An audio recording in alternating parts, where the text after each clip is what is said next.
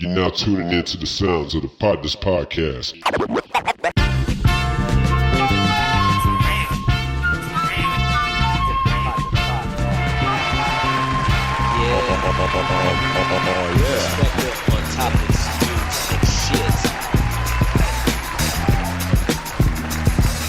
Yes, ladies and gentlemen,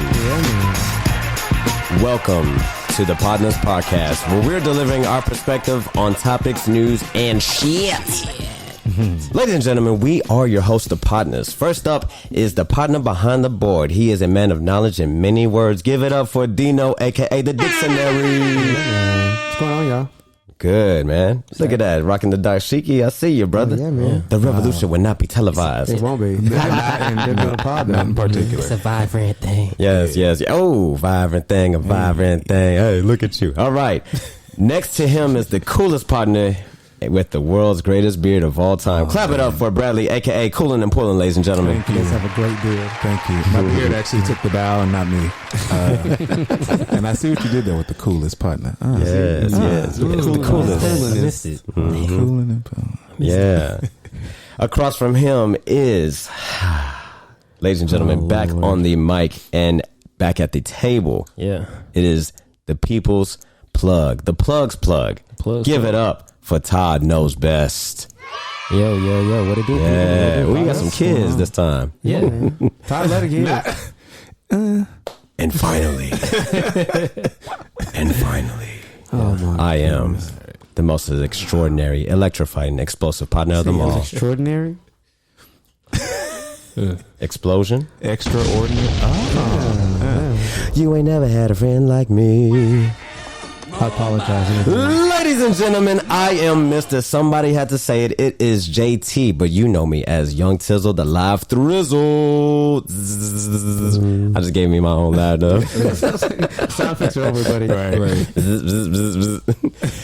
All right, shout out to Monitor Man. All right, behind the scenes, recording us, making us, and putting us at our most best. What word? Okay.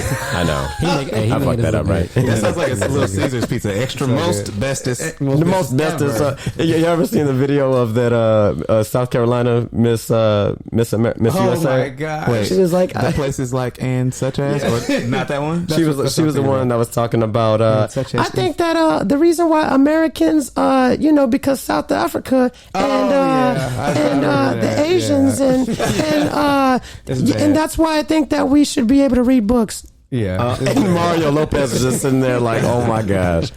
All right. But anyways, like I was saying, give it up for our screen man, the one that presents us at our best. Monitor man Chris Anderson, a.k.a. Iron the Exposure. Shout out Monitor Man. Iron Exposure, ladies and gentlemen. That's all you need, huh? All right. Shout out to Courtney, our other partner, who could not be here with us today, but is for sure going to return back to the podcast really soon, ladies and gentlemen. All right. Corn pop. And today is a very unique and special episode. Special because we have a very special guest with us here today, joining us virtually. Everybody, ladies and gentlemen, welcome Texas 30 candidate for Congress, Democrat Abel Mulugheta. What's up, fellas? What's going on, Thanks for having me. Appreciate y'all. Thanks for the invite. My good man, Dapper Dan. Yes, damn Daniel. What going on? Wagwan Bridget. You look great, brother. How are you doing? I'm just trying to match y'all's energy, man. Oh, man. Man, The energy is resonating with this outfit right now. Who knew that a turtleneck could look so charming, right? is there a turtleneck involved? Is that a turtleneck? Only I was wearing a turtleneck. Oh. Well, next time. You just caught Abel's neck thick. That is so rude. The world's greatest chin was blocking the neck, so I didn't get to chin. Wow. It's always good seeing Abel Mulugheta, man. It's Always, like, man. you're like a genie, right? You Can I be never honest? not get excited when you see a genie. Because he makes things And happen, I've man. got to say, Abel, it never fails, and I mean this. I'm not being facetious, which is actually today's word of the day. Facetious. Did I say that? Did I say that right? Facetious? No. Facetious. Oh, We'll come back that's to a it word. later. I do think that every time I see you, you look a bit better. So just kudos to you. Appreciate that, man. Yeah, you look I great. I appreciate that, Darren. Just I don't know. It's the water. Drink a lot of water. Alkaline so water. important. Yeah, I gotta give it to water you, and Abel. sleep, man. This is Todd, man. I always see you, man. You always got a smile on your face, man. You have like one of the best smiles in the world. That's a fact. It's Right. contagious, man. I have a question for you, Abel. Did you grow the beard just specifically for the campaign? You never had a beard until you started running. I think it's like everyone else. I couldn't go to the barber during the pandemic, and so I didn't get a haircut for I don't know how many months, and then I decided. I saw my friends growing beards, and I was like, "Man, let me try this." Let me see what this looks like. Yeah. So you didn't even know that you could grow one, huh? It's like, wow, I have a beard today. I actually tried. I tried to grow one in college during No Shave November. I got the our entire chapter to not shave, and didn't look very good. Sometimes it takes a little longer. I guess it takes a whole pandemic to grow a beard. I'm just lucky that it connects. So there you go. Yeah. And your barber is doing a fantastic job of keeping you lined up and super crisp, my brother. You are looking extra sharp and dapper, just like a true Kappa man. A true brother Kappa Alpha Psi. Yo. I tip him well. I tip him well. So Yes. You want to shout him out?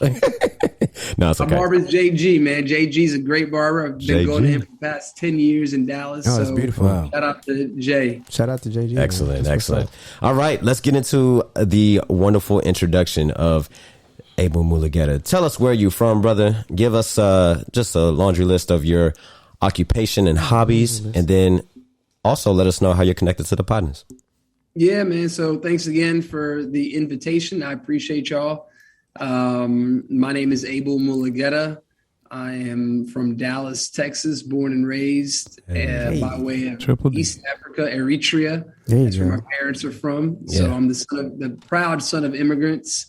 My siblings and I were born and raised in Dallas, grew up in the Pleasant Grove neighborhood, and went to the University of Texas at Austin. That's where I met the Potnas. Hey. And so, and then two of the Potnas, TJ and JT, are my fraternity brothers. Shout out to the Noops. Yo. Absolutely. Yo. And I'm an attorney, right? So I came back to Dallas. I went to SMU Law School. And for the past, 6 years, I want to say, going on 7 years, I've been an attorney. I'm a legislative attorney, so I work at the Texas legislature as a chief of staff to a state representative. That was my previous role before I decided to run for office, and now I quit my job to run. So I guess you can say I'm not unemployed. I am still an attorney. I'm not receiving a regular paycheck right now, but I'm running for office in Dallas. And my hobbies, I hang out with my friends. I like to play golf. I like to play tennis, and that's about it. Golf and tennis. That is a true politician right there. That is every politician's My sport. grandfather always said deals were made on the golf course. It's the only sport that you can have a full-on conversation. Are you good at golf? I have been playing golf since I was in middle school. Wow. Okay. You look like a young tiger. I can see that. I'm just as good as I was back then. I am not good at all. Okay. Okay. Well, you better get good, brother, because you're going to be president of the United States one day, and we're going to need those business deals to really come to fruition. All right. So not too much golf though. Golf is a couple of things. Golf is the only sport I feel like where the more you practice, the worse you get. That Stroke of luck. 1,000-hour rule does not apply to golf, but golf is much more than about playing the game, and it's more about the experience. And it is the only sport where you just sit in a golf cart and talk with people for about 4 hours, right? And so a lot of dialogue in golf and tennis. I actually picked up tennis. Me and my boy Conrad. Y'all know Conrad. Conrad. We during the pandemic, we were like, let's do something. Let's pick up a new hobby, and we actually hired a tennis coach. Let me just go. Wow. Everybody, Abel Mulugheta. Everybody, 1 second. oh my God. That's all right. We wanted to take up Formula One racing, so we went and bought a Ferrari, and got Danica Patrick to come over. and Danica came, and Hey, he's getting that story down already. I love it. I love it. Congratulations, my brother. Yes.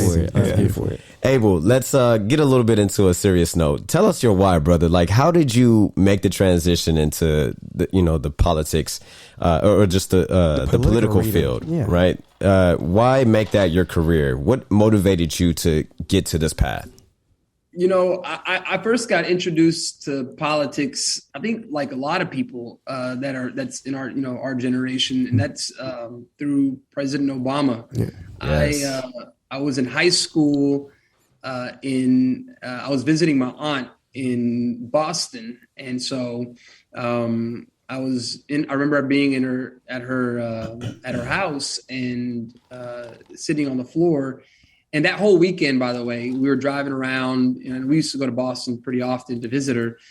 There were police officers on every single corner. That whole, every corner, there was like cops outside the cars and stuff, and it was just chaotic. And I didn't know what was going on. I was in high school, wasn't really asking too many questions. And then I was come to find out it was the Democratic National Convention, and was being held in Boston. And so I remember sitting on the floor one night, and there was a black guy wearing a suit, and he was giving a speech, and everybody was listening. And it was the first time I'd ever seen anything like that before. And it was President Obama's 2004 DNC speech, the speech that pretty made him who he was. Yes, sir. And he was speaking like miles away from where I was. And I remember coming back to Dallas and telling my history teacher, I'm like, look, there's this guy, I don't remember his name, but he gave a speech at the Democratic National Convention, and we need to watch it. And that was when we watched it on I remember back then they pulled in the TV and watched it on television. But that was my introduction to politics, right? And so my parents are immigrants, right? So naturally, the children of immigrants are tuned into foreign policy because they were always watching Nightline and Dateline and watching what's going on overseas. So throughout high school, I was plugged into ESPN and C-SPAN. That was really my go-to. And so, and then I got to college. I volunteered on and knocked on doors for then Senator Obama, and then became president. And then ever since then, I love politics. I love policy, and moved to Dallas. And when I moved back to Dallas, I actually started working as a congressional aide in Eddie Bernice Johnson's office, the congresswoman who currently holds the seat that I'm running for. And that was 10 years ago. And I was a congressional aide in her office for about 8 months. And she actually wrote my letter of recommendation to law school. And so it comes full circle now that I'm actually running for her seat. So, it wasn't always my trajectory. In law school, I wanted to be a prosecutor. Actually, for 2 years, I worked in the DA's office, but got an opportunity to work at the Texas legislature, and been there ever since. So is there a timeline of when somebody in that congressional seat has to serve before they give up their seat? Or is it whenever they retire, however long they can go? And once they determine that their time is up, they look for their successor. Is their term? Yeah, their term. Yeah. Wow. Yeah. There are no term limits. Wow. Okay. Yeah, you can run for as long as you want. Eddie Bernice Johnson, she's actually one of the longest serving members of Congress. She was there for 30 years. 30 years. And some of y'all were born. I'm 30 right now. Yeah, so a lifetime of service. A literal lifetime of service. Texas 30 candidate. Did y'all know that was a unlimited term? No, I didn't. That's crazy, right? So, no term limit. I thought it was a limit. It's Chris funny, knew. It's funny you brought up the full circle moments. I'm sure you've probably had a bunch of them, because I actually, during your story, just that brief anecdote there, I actually noticed a few full circle moments for you. How do you handle those when they happen to you? Are they kind of like, are they pretty frequent now, for one? And then when those do happen to you, do you celebrate them? Does it feel weird? Well, in this instance, well, yeah, the older you get, there are a lot of full circle moments, right? And in this particular instance, it's humbling, right, to be able to say that I was given the opportunity to even be able to work in her office and then now be able to run for her seat. Not everyone gets that opportunity, and it's an experience that I couldn't have planned. People ask me, well, back then, did you know that in 10 years you were going to want to run for a seat? There's no way. Yeah. There's absolutely I would have made a lot of, people ask me, would you, a lot of different you always planned on running for office? And I'm like, I would have made a lot of different life decisions if I thought that I was, if I knew I was going to run for office. So no, I have not been planning, my entire life to run for office. And this just happened and it did come full circle. And it's humbling to be in this position. So yeah, it's pretty cool. That's awesome. Humbling. Abel, can you tell us about some of the people that you met along the way and maybe some of the people that you've been able to reconnect with just during the whole journey, especially with moving from maybe one city to another, not being in Dallas per se, but maybe in Houston or in Austin. Can you talk about that a little bit? You mean people I've been able to reconnect with in regards to just supporting your campaign overall? Oh yeah, man. It's again, humbling, right? There have been so many people that have poured into our campaign, people who, I've known my entire life, and then people who I went to college with. And it's such a,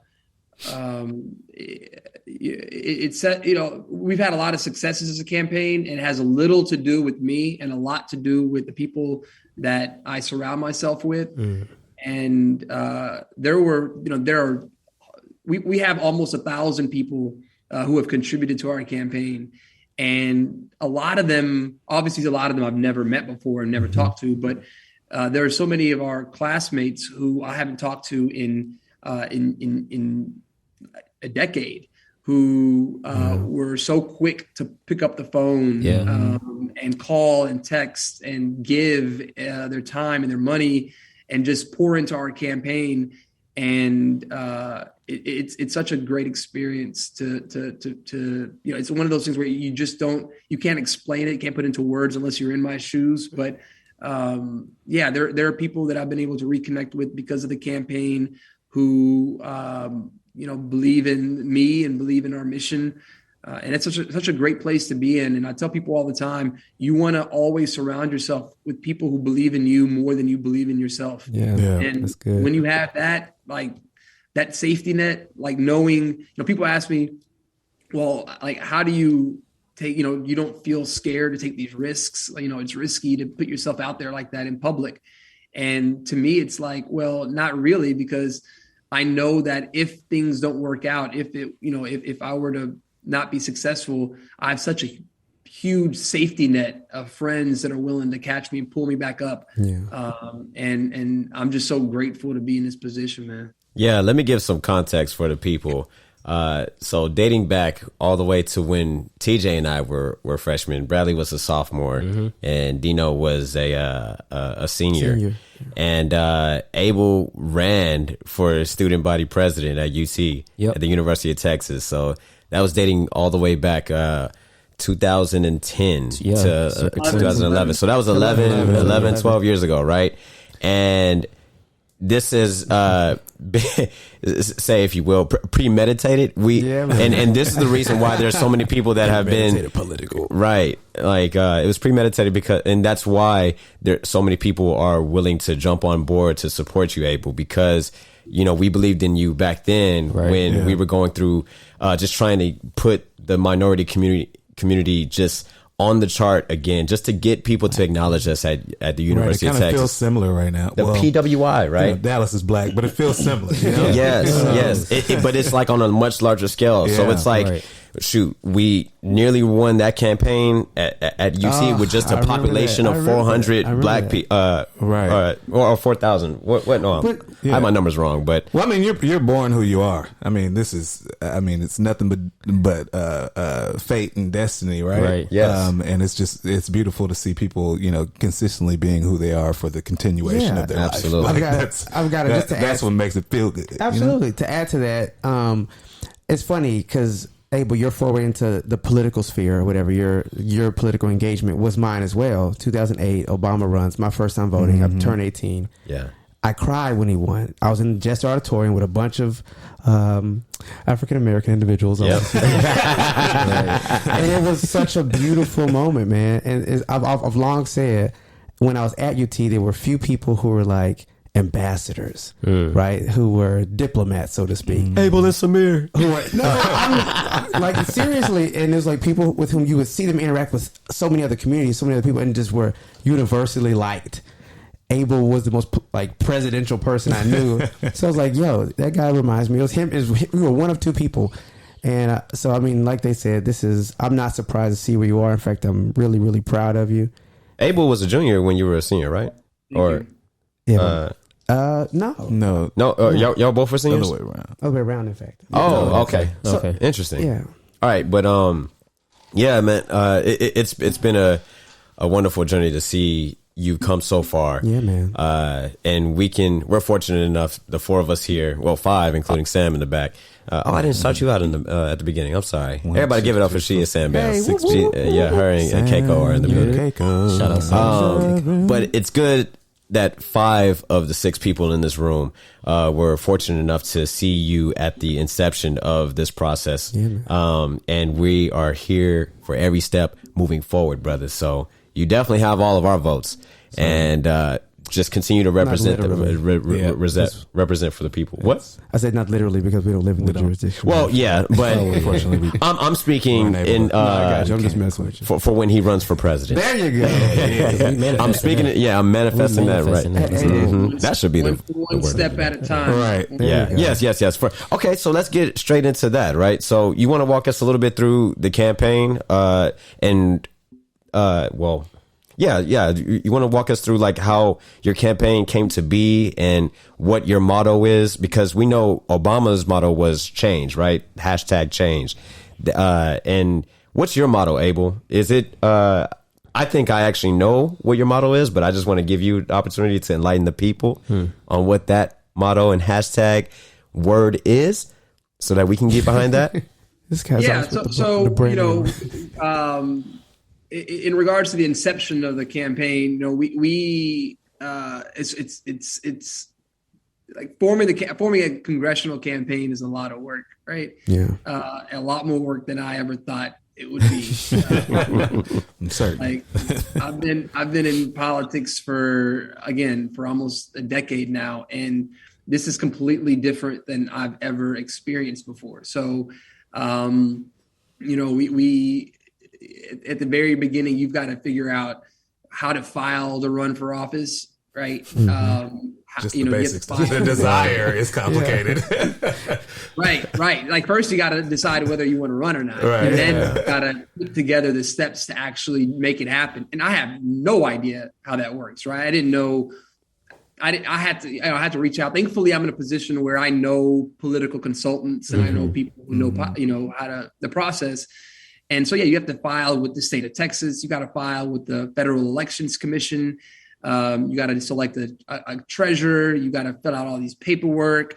Goodness. And it can be daunting, which is not good because we want to have as many people who run for office as possible. But, I was able to put that team together pretty quickly. And we had a really, really smooth rollout to our campaign. We launched at the end of October.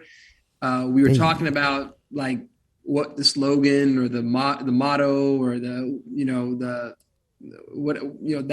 term that defines that hashtag is going to be. Yeah. Cause it's all about hashtags now.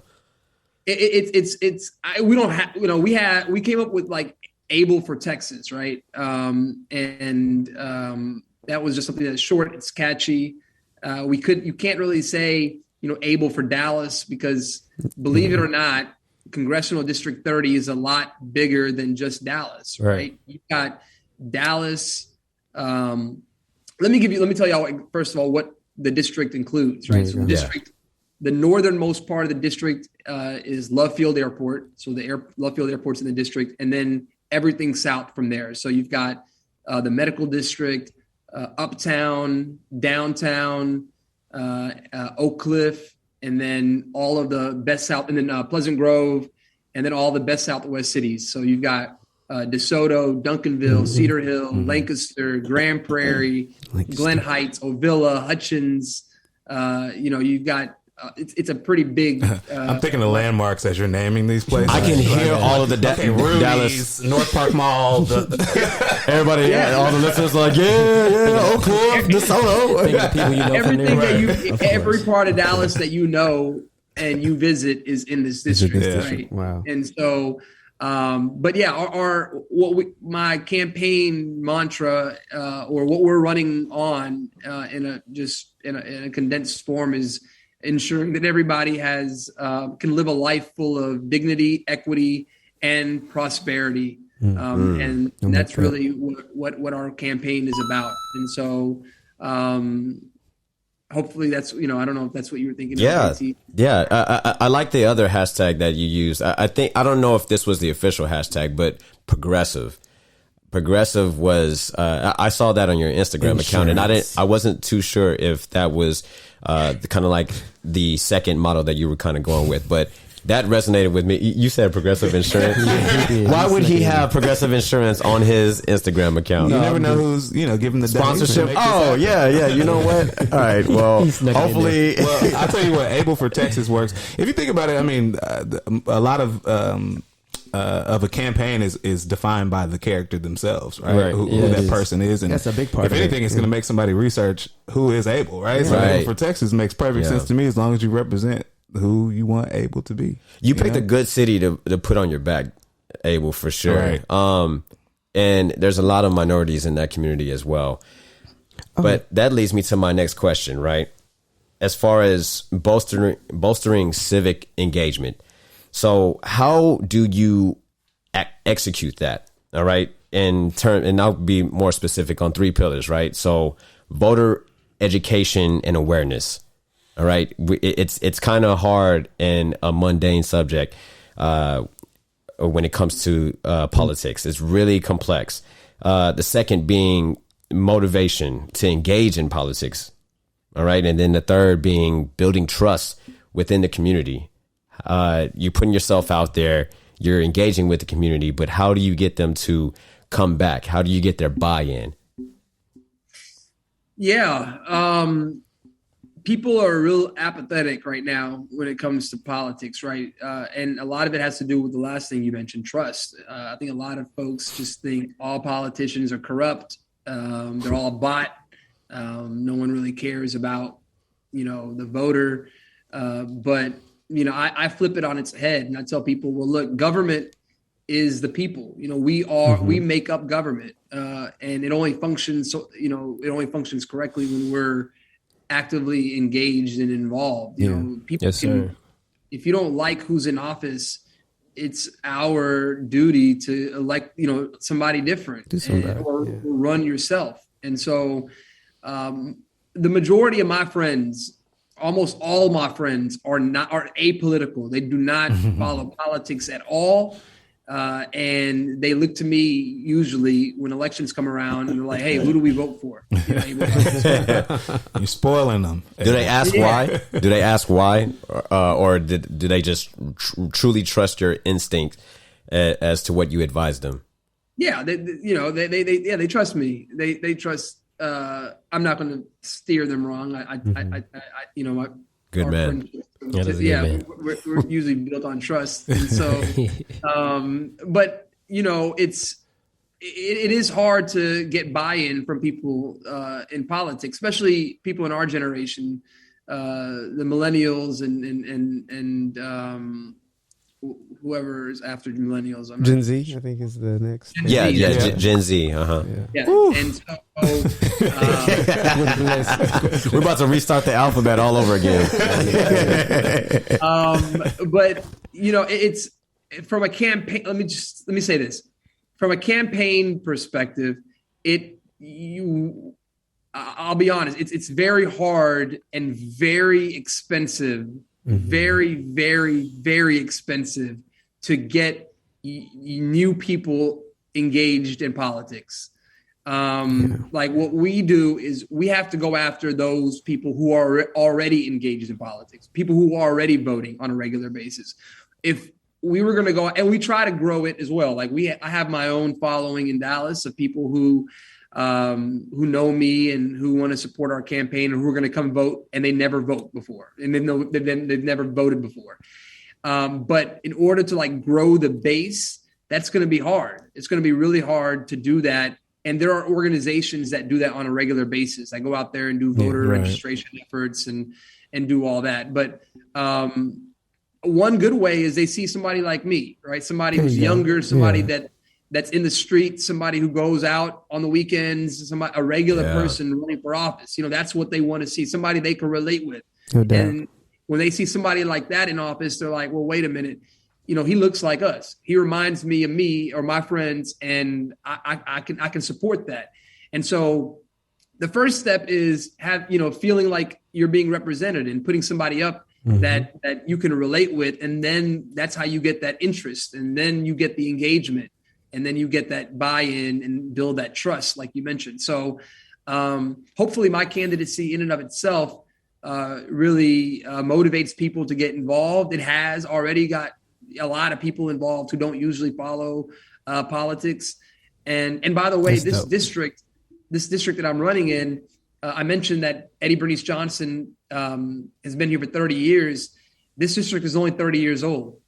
She created this district. Wow. She drew the lines for this district when she was in the state legislature back in the late 80s and early 90s. And so she's the only person that's ever served in this seat. So there's really no muscle memory for voting and being engaged in a competitive congressional race for a lot of voters. So this is actually the first time a lot of people are actually going to be voting for somebody other than Eddie Bernice Johnson. How cool. Wow. And you get to be her successor. Well, hopefully be her successor. You can speak your brother's. That's interesting because that kind of splits your audience, from your pool of voters from a generational standpoint by like a really solid even number there, right? And you can really not predict, but understand who you're actually talking to, right? Like the last people to vote people to first vote for her were. That was 30 years ago, bro. You got to give it up for her. Imagine what her campaign looked like, being the first one, having no continuity, and just going on a whim and operating. And Abel, you're following those steps, brother. So that brings me to a question. So, Abel, it's a few things you've talked about that have kind of resonated with me. The first being, a child of immigrants and you seeing the world from a certain perspective. I think that there's a lot of color there. You talking about, your just hearing about your journey into the political sphere and how much work it is, and even you didn't know that, and that realization, and of course the beauty and the kind of the cyclical nature of life and how you found yourself kind of back where you started. I'm curious.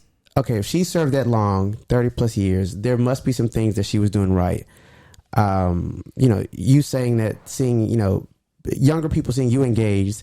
Is something that I think potentially could engage them. I'm curious, is there something you're maybe hearing from them, from where you're from? Because the way JT started off was pretty much tell me about where you're from, and then tell me about why you're running. Is there something you're hearing that, you're aiming to solve? I feel like to go through all of this work, to follow in someone's, 30-year shadow, so to speak. What is there must be something you aim to solve, some reason that really is kind of tugging at you. Is there something you can speak to from that perspective that you think your campaign can solve or be the fix for? Yeah, that's a good question. So yes, she is an institution, right? She's been here for that long, and that doesn't just happen. That's not by happenstance. So she's done a lot of work. She's one of the most consequential elected officials in North Texas history. And she's been in politics for public service for 50 years. Right. And so, it's a long time. It's a long time. And some people start their political careers later in life too. So that's also true. That's true. Yeah. Woof. Yeah. She's 86 years old. Okay. So, all right. So right on the money. On that. Yep. It's amazing. What an accurate button. Was it? Life. Oh yeah, okay. More life. More life. You're right. Yes. There you go. All right. But Dallas has really poured into my family, right? Growing up, my parents came here not speaking the language, not really understanding the process and the society. And, Dallas created a lot of opportunities for them to get involved in the process and getting a job. My dad was a taxi driver and a convenience store worker. My mom was a childcare worker and a housekeeper. And so, but through hard work and grit, they were able to advance into the middle class and create better outcomes for themselves and, more importantly, their family. And so Dallas really created that infrastructure of opportunity for them to do that. And as a person who's standing on the shoulder of giants, they are the embodiment. We are the embodiment of the American dream. Mm-hmm. I want to make sure that I'm doing my part to ensure that infrastructure of opportunity that I talk about is there for other families as well. We've got too many people living and working with substandard wages, right? And I think everybody deserves to work at a job that pays a living wage, a wage that actually covers the cost of living. Right. We grew up without health insurance. I talk about this all the time, that we didn't have health insurance, or I didn't until I got to college. Yeah. And that's not unique to just me. This district has one of the highest uninsured rates in the entire country. And I'm sure a lot of you guys can relate to this, but, growing up, we didn't have a primary care physician. Yeah. Our primary care physician was whichever doctor who's available. Okay. Right. It's like you go to the hospital whenever you're sick. You don't go to for get a checkups. routine checkup. Yeah. Mm-hmm. Yeah. Right.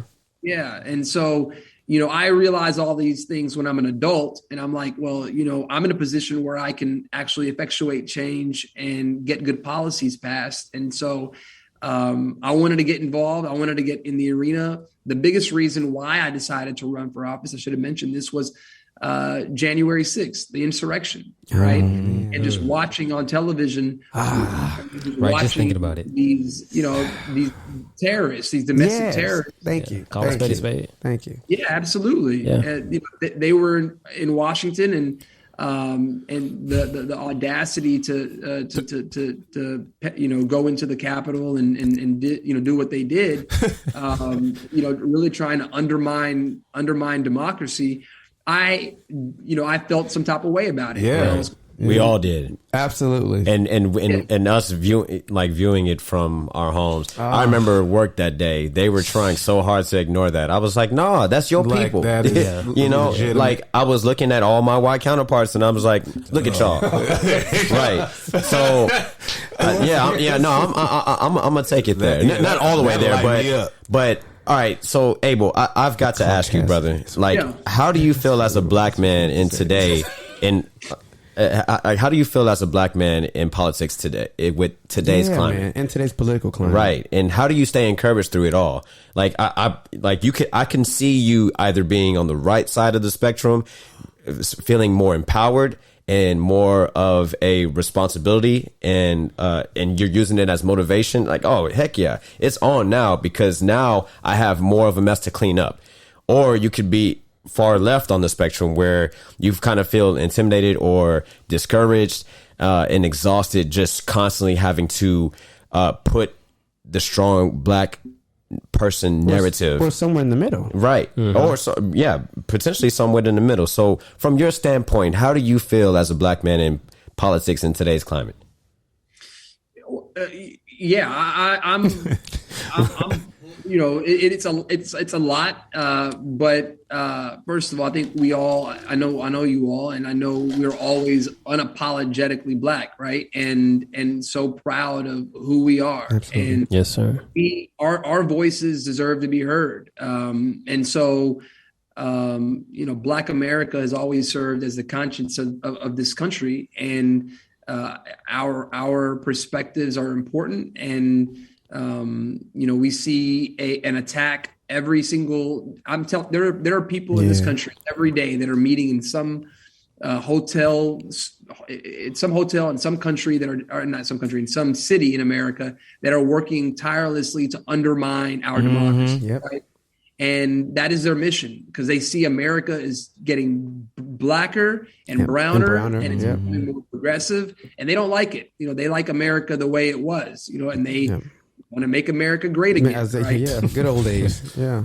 Correct. And so, if we don't stand up, if I don't stand up and get engaged and get in the arena, then who will, right? And so we, I'm empowered. I feel like we have a responsibility as a people to get involved, engaged, and be active in this process. Our ancestors fought very, very hard for us to have the right to vote, and we should exercise our franchise. And so, and we want to make sure that our kids have that same right. So, I'm not discouraged at all whatsoever. I don't fear very, very easily or get scared very easily. So right, and neither does Dallas. So right, neither does your. Bringing it back to that point of putting a great city behind your back. Neither do your constituents. Right. Mm-hmm. Abel, I gotta switch it up for you though. Aside from politics, man, I like to inject music into the conversation sometimes. Not sometimes. A lot of times. That's why he's here every day. Yeah. Tell us what are in your airwaves, man? Like, what kind of music are you listening to on a daily basis? What's in your rotation?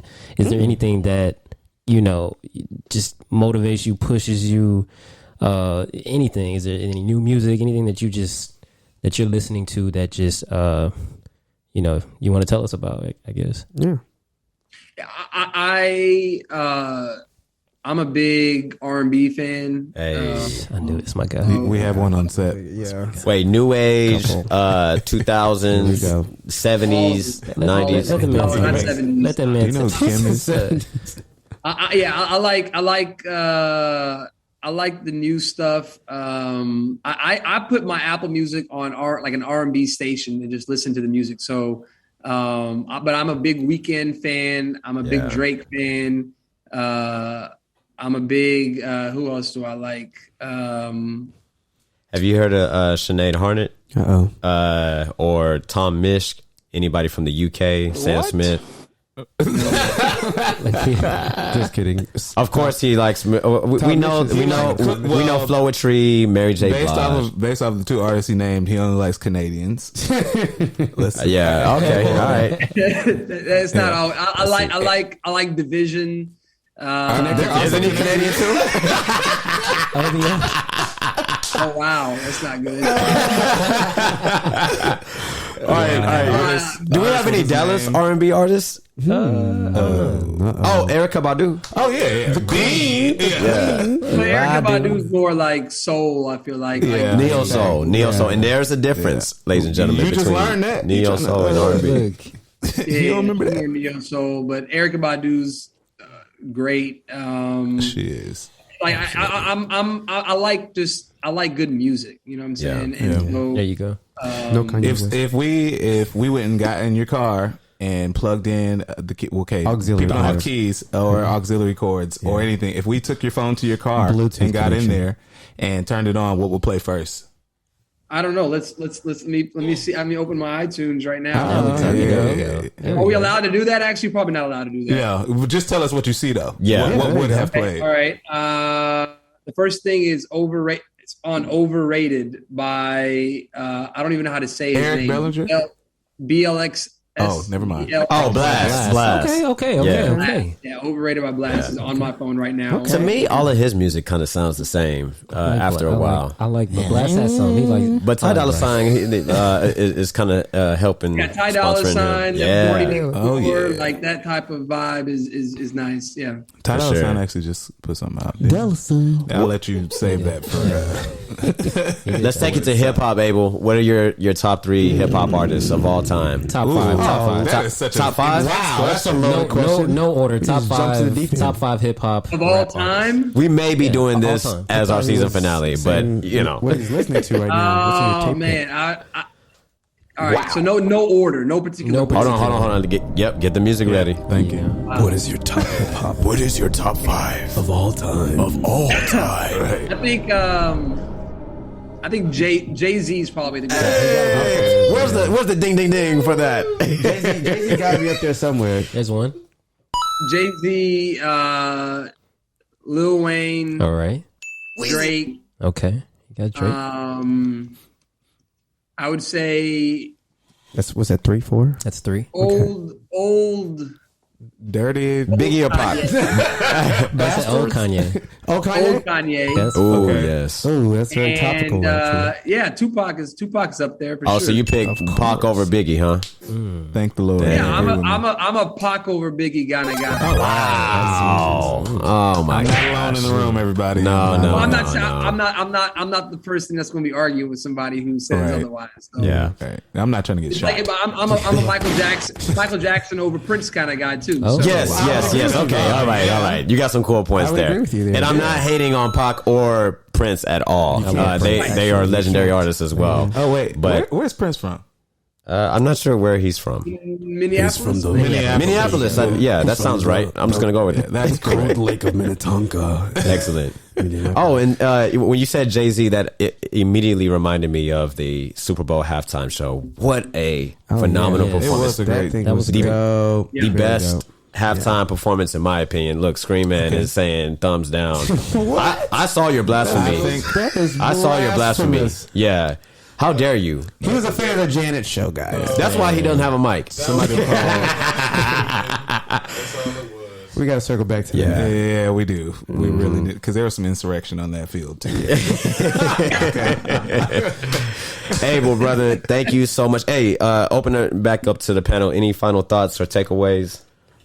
No, man. I just want to say I'm very, very proud of you, Abel, man. Yes.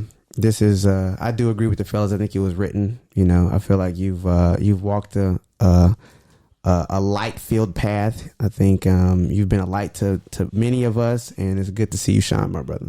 Absolutely. Appreciate that, bro. Really The do. Potnas podcast stands with you. Able for Texas, ladies and gentlemen. That is the hashtag. You can type in Able for Texas, no spaces, and it'll all come up. And even if you put in the spaces in between the words, it's still going to come up, all right? Because that's how big of a deal he is. You can spell it wrong and it will still. ABEL, not ABLE, all right? My But- biggest pet peeves. Yeah. Gotta let it I can go. only imagine. All right, cool. Well, we would like to get into our traditional segment called The Toast. And at this time, we would like for Abel to actually lead us. Do you have a beverage? A champagne flute, or something? Something. So you're like, oh, yeah, okay, all right, I cool. flew in P. Diddy because we had some Ciroc left over, and we wanted to share. After my tennis lessons with Sharapova, and Hey, haters gonna hate always, right, Abel? hey, this is all love over here. Right. Hateration, holleration in this dancery. You had to sing before that. That's why it was your favorite halftime show. We don't need no haters. All right, Abel, lead us into the toast, brother. What would you like to toast to? Man, I just want to toast to you guys. Y'all are doing great things. We always promote achievement, and you guys are certainly providing a space for. I've been listening to the podcast since it first started, and so a big fan of the movement and everything that y'all are providing. And I think that I'm a natural fan of doers and people who actually. Who dream but also do what they aspire to do. So here is a toast to doers in the pot. And toast to you Likewise, brother. The same attachment to you, brother. All right, cheers, ladies and gentlemen. Yes, sir. To the partners and to Abel for Texas. Yeah, man. Able for Texas. Able for Texas. When is voting day? Early voting started on Monday, That's right. February 14th on Valentine's Day, and runs through February 25th, which is February 25th. Okay. Right. Yep. Okay. And, So you're saying we have a few more days to move to Dallas and claim residency to submit our vote. Right. It's too late. I wish you could, but Too late. I'm not trying to represent y'all in court, so don't do that. But you can write the policy to make it easier to move in a week. Can you? Yes. We'll work on that with the Republican legislature, but we will. Election day is out on March the 1st. There you go. So Awesome. It's the first Tuesday in March. In a presidential year, it's called Super Tuesday, but on Tuesday, March 1st is election day. And then if there's a runoff, which we hope there will be a runoff, the top two, there are 9 people in this race, by the way. Oh, wow. Goodness. Wow. That's good to know. And so the top 2 people will go into the runoff, and that will be on May 24th. And we hope we'll be celebrating on March 1st and on There May you 24th. go. Come on now. This is a vote or die situation, ladies and gentlemen. So make sure if you're in the Dallas area in Texas District 30, make sure you get your butts up and go out and vote. Early vote and the day of the election vote. All right. One of the two, actually. One of the Don't- two, don't vote right? twice, please. Yes. We'll vote twice.